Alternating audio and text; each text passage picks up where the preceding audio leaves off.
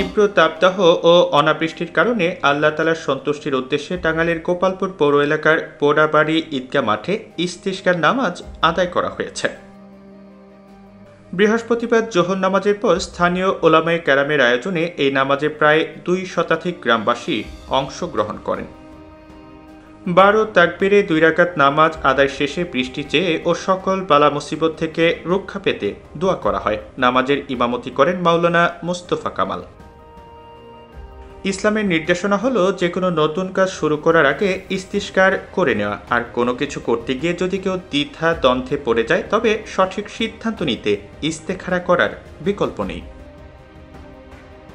সুন্নাতের অনুসরণে ইস্তিকার করলে মহান আল্লাহ তাআলা বান্দাকে সঠিক সিদ্ধান্ত গ্রহণের ইঙ্গিত প্রদান করেন। তাই নতুন যে কোনো কাজ কিংবা কাজের সঠিক সিদ্ধান্ত পেতে ইস্তেখারা কিভাবে করতে হবে তাও বলে দিয়েছেন স্বয়ং বিশ্বনবী।